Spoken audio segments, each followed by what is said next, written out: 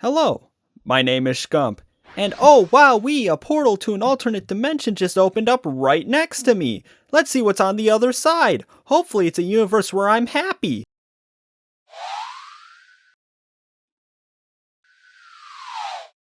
Nope, it was just a dimension full of snakes. Just snakes. So many snakes. Everyone loves a good multiverse, right? I mean, everyone loves a good crossover, right? Well, I'm 0 for 2. Well, when it comes to fighting games nowadays, crossovers and guest fighters have become quite commonplace. We have Mai from Fatal Fury and Street Fighter 6. Fatal Fury itself just added Cristiano Ronaldo of all people. Fucking Negan from Walking Dead in Tekken 7. Hell, Super Smash Bros. In general builds itself off of crazy crossovers and guest fighters. And one series that especially could not escape this crossover trend, one of my favorite fighting game series, Mortal Kombat. Mortal Kombat has had a history of guest fighters since the reboot in 2011 when they introduced Freddy fucking Krueger and Kratos from God of War. Only in the PS3 version though, so my Xbox 360 owning ass did not earn the right to Kratos. But the reboot wasn't the first time that Mortal Kombat had a crossover in a mainline game. I use mainline very loosely here. Mortal Kombat vs. DC Universe. It's a bad game. By all accounts, this is Mortal Kombat 8. Why this is considered a number entry when it should be considered nothing more than a spin-off, and a bad one at that, is beyond me. So Mortal Kombat vs. DC is in a very weird spot within the MK timeline. The last game that came out was Armageddon, a de facto endpoint for the ongoing story at the time. Even if it wasn't supposed to be, that's what it ended up being. The game that took place afterwards was the 2011 reboot, which takes place right after Armageddon's story and resets the timeline. So this game ends up in this weird purgatory where it is simultaneously a numbered entry, but doesn't matter even slightly to the story or series as a whole. The only contribution this game ends up having is finally putting Midway out of its misery. Not that this game sold poorly, no mainline game did, but having only one successful franchise while everything else flops can only last you so long. So this game ends up being Midway's final swan song before ultimately dying. Personally, I consider the downfall of Midway to start with the poor reception of Armageddon and end with Mortal Kombat vs. DC. Because when the one franchise you can rely on selling well suddenly is being critically panned, that's when you know you're on your last legs.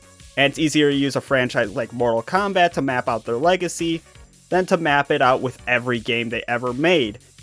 And saying that is more interesting than saying, hey guys, remember MLB Slugfest? No? Just me? Alright. But anyway, after Midway croaked, they sold a majority of its assets to Warner Brothers, which leads to WB using those assets to form NetherRealm Studios, which would go on to create the Mortal Kombat games we know today. As well as utilizing the fact that, conveniently, WB also owns DC Comics, which allows NetherRealm to create Injustice, which is basically everything Mortal Kombat vs. DC wanted to be, but actually good. You see, you can still make a cool MK-like fighting game without the violence. You just have to replace it with stylish, over-the-top action. And besides, Injustice utilized the DC license in a way that distanced itself from the mainline Mortal Kombat series by experimenting with the gameplay that you would expect, with some changes even making their way to the series later, such as dynamic character dialogue and stage interactables. Grundy, say fire bad. Fire is bad. That's all to say, Injustice is a good game because of the way it innovates the series in unique and interesting ways. Mortal Kombat vs. DC sucks.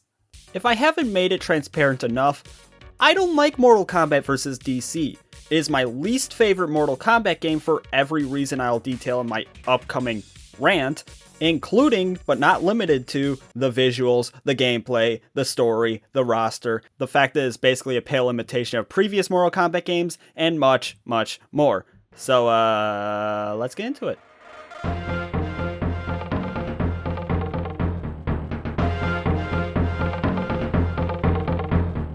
I think the first thing I want to talk about is this roster. You see, the beauty of crossover games is that it gives representation to characters from across both IPs.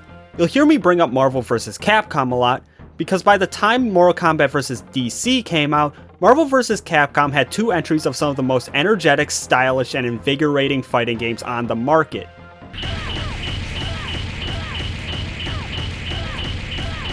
So by all extents, this game feels like it's playing catch-up to market trends at the time, in this case, whatever Capcom was doing. I mean, sure, we are still a couple of years off of the 3rd entry, which is a game so awesome that it is still played in a competitive capacity to this very day, despite it being released over a decade ago. But Marvel vs. Capcom 2 was the latest entry at the time, so that's where my comparisons are gonna lie. Marvel vs. Capcom 2 had 56 playable characters from series across Marvel and Capcom franchises. Sure, you have the gimmies like Spider-Man, Captain America, Hulk, Ryu, and Chun-Li, but then you have like Shuma Gorath, a Marvel character I'm still not 100% certain actually exists, Iceman, an X-Men I personally only know from the X-Men game I had on the GameCube, and basically any representation of Darkstalkers, a Capcom franchise I had never heard of and no one else seems to know either. By contrast, you have Mortal Kombat vs. DC, and we have 22 characters, a far cry from 56, which only really covers those gimme characters. Everyone you can expect to be here is, and there are no real surprises on display. Oh wow, you got Batman, Superman, Scorpion, and Sub-Zero? Next you're gonna tell me Liu Kang's in the game? No fucking way. Pretty much the only surprising characters are like Deathstroke, and is he really that underground? I mean, Darkseid is neat, and that's about as surprising as the roster gets. I mean, I also think it's cool that Shazam is here, but he's called Captain Marvel because this was before they officially changed his name in the comics to fit the comic name because Marvel had a copyright over Captain Marvel. That's just a neat little bit of history, even if he does look a little So the DC side is really basic and by the books, but the Mortal Kombat side has some really weird omissions. No Johnny Cage, Molina, not even Quan Chi despite the fact that he's in the story mode and has a pretty big part in it. Oh, but thank God they have Jax. That's not a diss on Jax or anything, but I just think there's nothing really shocking about this roster. And before anyone says anything, I know there was DLC planned, but was scrapped when Midway shut down. And I know those characters included Quan Chi, as well as Kung Lao, Doomsday, and Harley Quinn, but really the only cool character in that bunch is Doomsday. And having Quan Chi in the story and then selling him as DLC kinda pisses me off. They did that shit in Mortal Kombat 1 with Quan Chi and Ermac both being in the base game story, while also announcing them as upcoming fighters in the Fighters Pack before the game even came out. That's kinda bullshit, is it not? Also, of all characters, Kung Lao as a DLC?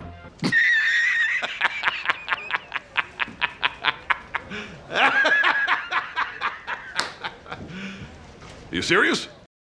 But besides, looking at planned DLC that never actually came to be is just more hoping for what could have been. Instead, what we are left with is this tiny ass, basic ass character roster. Like, look at this wimpy ass character select screen and tell me it doesn't make you just go, wait, that's it? Like, seriously, the only character that really surprises me here is the aforementioned Darkseid and Baraka, which is only surprising to me because of how much they censored the hell out of this game. Quick, what is the most famous part about Mortal Kombat? It's the blood, the fatalities, the fast-paced bloody slugfest that makes every game what it is. Well, what if they made a game where there's no blood, fatalities are lame as shit, and every fight is a poorly paced, unbalanced shitstorm? That's Mortal Kombat vs. DC. I guess it makes sense that DC wasn't willing to let the MK devs make a game where Wonder Woman gets her limbs cut off or Superman snaps a man's neck. If only someone told Zack Snyder that, am I right?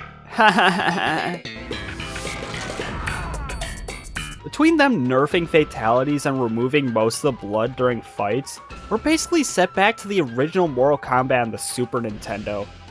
You know, the one that nobody liked because they censored the hell out of it. But you don't understand just how lame these fatalities are. Kano wins. Motherfucker, is he even dead from that? I expect someone to die, not get a couple fractured ribs. But the most infamous fatality is the one from Joker where he pulls out a fake gun, haha, funny occurs, and the camera quickly pans away from the victim as the Joker pulls out a real gun and shoots him. It shows nothing, and as a result, it is really, really lame.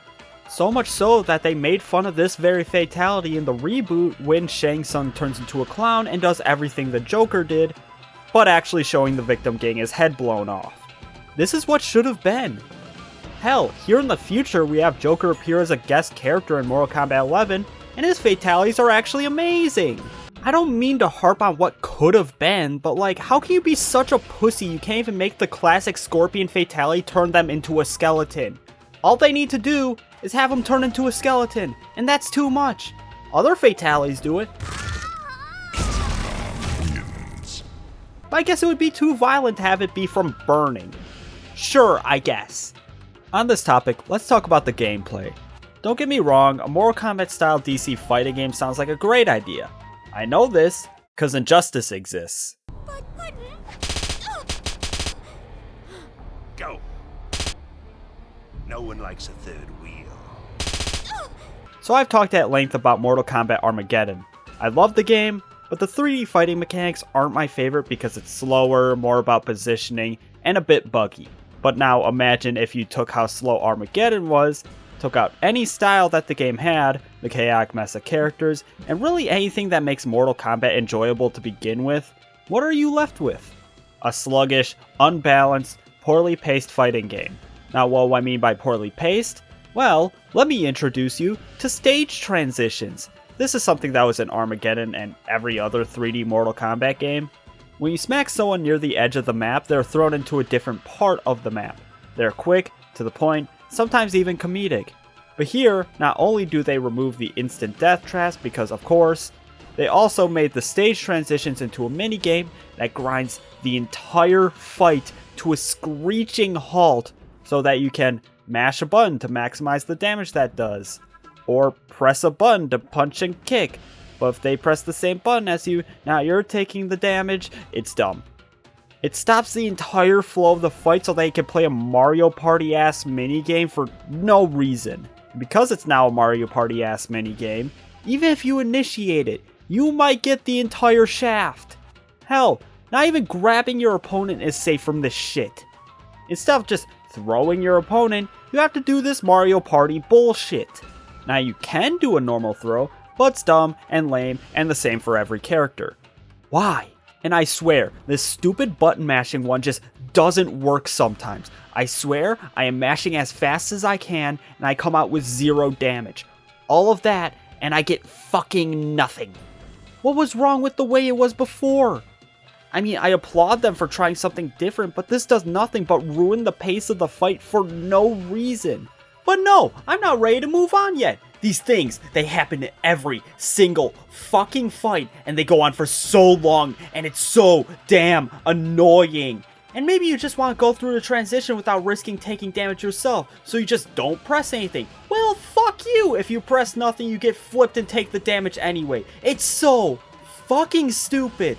It does nothing but break any momentum in a fight for the dumbest, most bullshit minigame ever. Because half the time, you can press the right button and it still just doesn't work. As seen here, where I press the right button not once, not twice, but 3 fucking times in a row and none of them work. Fuck these Mario Party ass pieces of shit die in a fire. The pacing is made even worse by this game's version of a super move. You see, when you have 2 bars of meter, each of which can be used as a breaker, but if you fill both of them, you can use it to activate this Rage mode, which gives you an unbreakable shield so you can't get staggered or knocked down, and it allows you to break your opponent's block. It doesn't feel particularly good to use, it's total bullshit, and it's a total pace breaker. Oh, my opponent activated Rage, time to just avoid doing anything until it runs out. I would be fine with it if it was at least fun, But just blasting it and saying "fuck you, I'm invincible" isn't really as fun as it sounds when there's no spectacle behind it other than haha yellow aura. It basically becomes a "fuck you, I win" button unless you really mess up, or you both pop at the same time, which basically nullifies the armor, so it's like, who cares? It's dumb. It's just really dumb. If the other side uses it, just give up.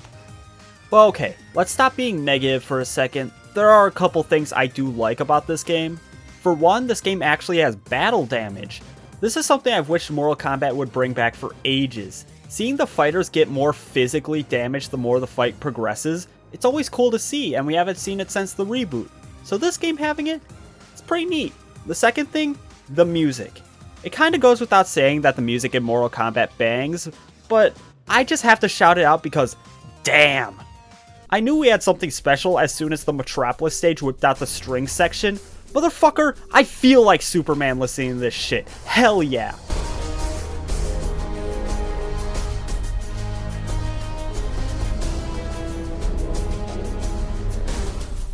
I don't think it's the best of the series, and the lack of a gallery or anything to listen to them outside of combat really hurts, but still good nonetheless. That's another thing that really sucks. There's no crypt or any extras or anything. I don't really expect that much, but still, it kinda blows. I also do find it annoying that they use the same track for every menu and the credits, so every time you either switch a menu or go from credits to the main menu, the damn thing starts over, and it's always the same.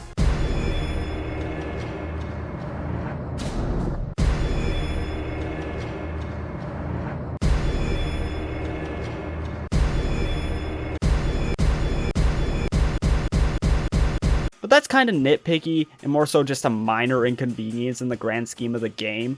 But the third thing that I kind of like, the stages. The stages are all really solid. As actual battle arenas, they're all just pretty much circles, but aesthetically, they are really strong. There's only a couple of stages that do anything with this crossover, like the stage of Netherrealm being split with Themyscira, an arena that only shows up in a single fight in the story, one for each end, and doesn't even have any extra parts and is just a circle. Not that I want to go through those stage transitions, but still.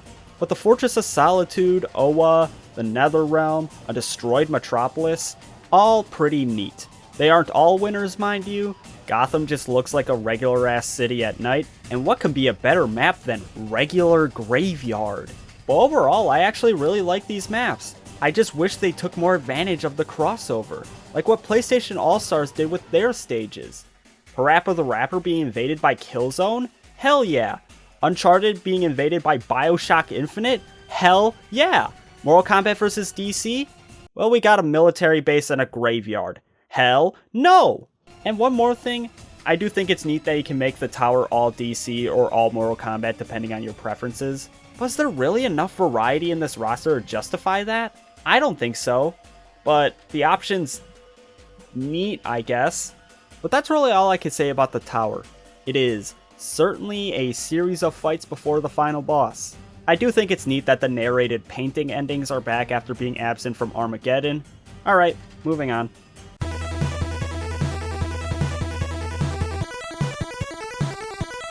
So the story mode isn't actually awful, it's just kind of alright. Honestly, I would have rather have been horrible so I have more to talk about, but no, game won't even give me that. So the story is split between Mortal Kombat and DC sides. The story starts with both Darkseid and Shao Kahn being lasered while they're both inside portals, only showing the one set in their respective universes. This kind of shows the main flaw with splitting the story between the two sides. No matter which side you choose, you only get half the story, and events that happen on the other side are only explained by prior knowledge of having played the other story. For example, I chose the Mortal Kombat story first, and partway through the story, Scorpion is looking for Katana by teleporting to a bunch of random spots. Upon swapping to this random alley, Joker shows up out of nowhere. Question, why is he in this random alley? Who cares? They fight, and afterwards Lex Luthor shows up and offers to team up with Joker. Where are we? How did we get here? Why are they talking about this? Why are they even here? What are they talking about? What is happening? This is also right before Scorpion canonically defeats Superman.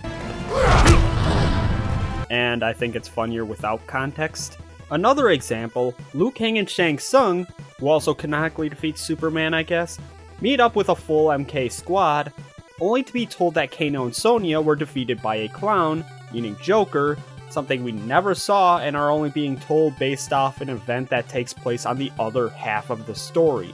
Splitting the story up like this only makes things really confusing while ensuring that you only see one side at a time and not both at once, which entirely defeats the point of a crossover event like this.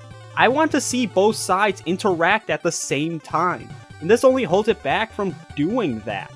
Like, come on, have them share some banter or a simple conversation, like, fuck, have them call each other slurs, something! Oh, what, you're live on Twitch? The whole point of a crossover is seeing how two different universes interact. This is just dumb. If they were going to fight instead of interacting, then could they at least have given the fighters more personality? Like, holy shit, Marvel vs. Capcom doesn't even have a story, but those characters ooze personality in their movesets and animations. I mean shit, the opening cutscene of Marvel vs. Capcom 3 is just a series of characters fighting, but it's made in a way that gives proper cadence to those characters.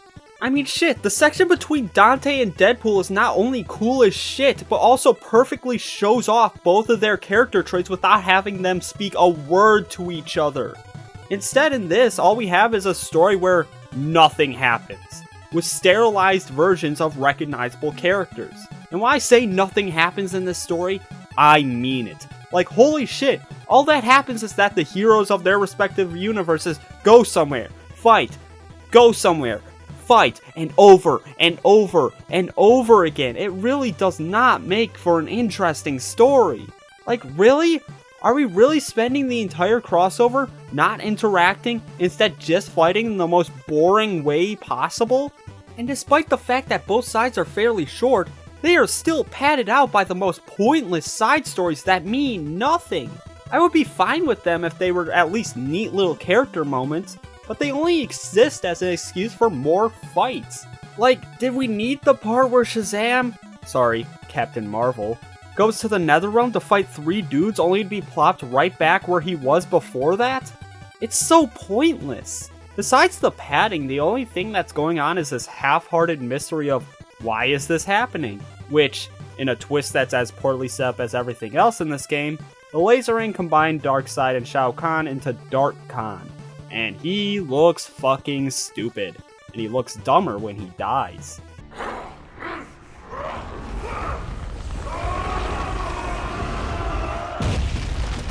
Superman wins. And again, other than in name, you really wouldn't know this is a combination of Darkseid and Shao Kahn unless you've played both sides. Again, you only see the side of the universe you play as.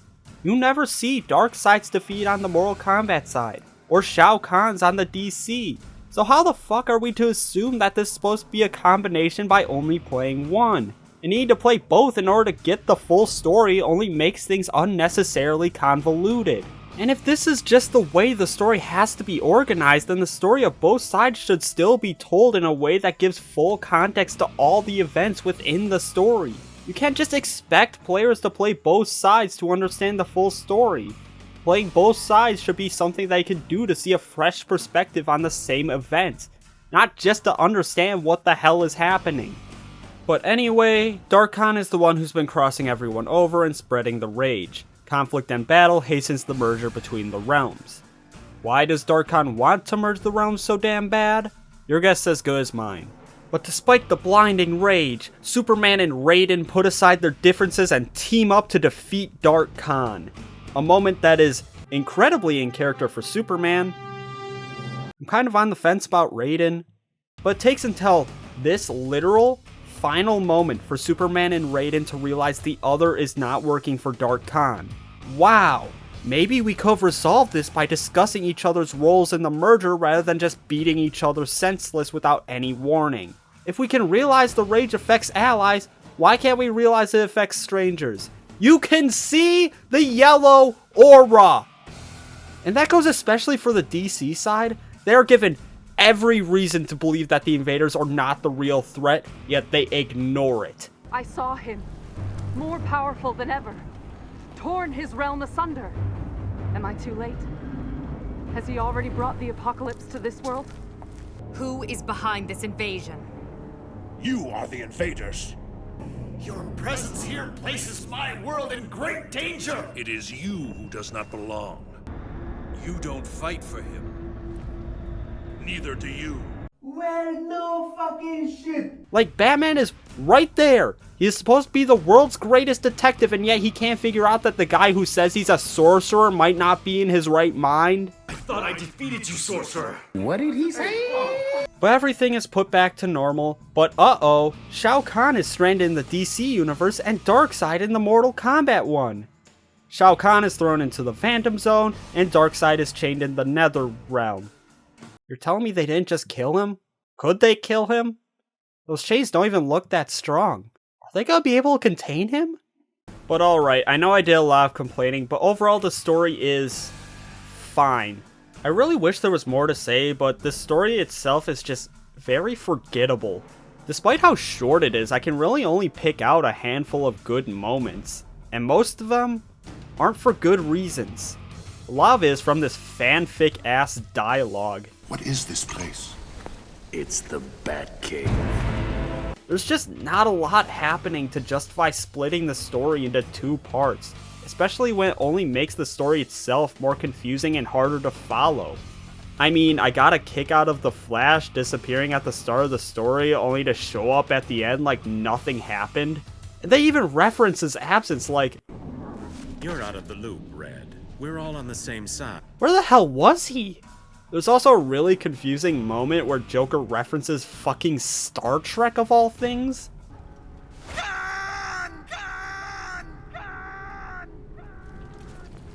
Shut up, or I'll gut you. But all in all, this story is just boring. Kinda like the rest of the game. But before we move on, I just really like how the narrator says choose your side at the start. Choose your side. I think it's funny.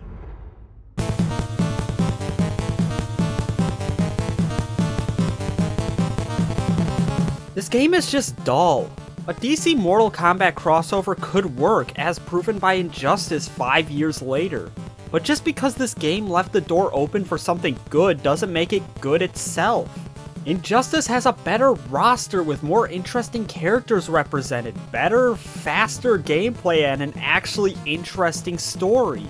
If Mortal Kombat vs. DC was Midway's response to Marvel vs. Capcom, then they made the video game industry equivalent of a hydrogen bomb versus a coughing baby. And Midway staked their entire company's future on a crossover that removes any identity from their only successful series. And while it didn't directly kill Midway, it certainly became their final gasp of air before flatlining. I don't like Mortal Kombat vs. DC. It combines tedious gameplay with a basic-ass story that doesn't take advantage of the crossover that they're presented with. But all in all, Mortal Kombat vs. DC isn't a bad game because it's offensively horrible, because at the end of the day, it is something that makes it far worse than even the most awful of games. It's boring. Unlike this new portal that opened next to me, I swear to God if I see any snakes in this one, I'm gonna lose it. Are you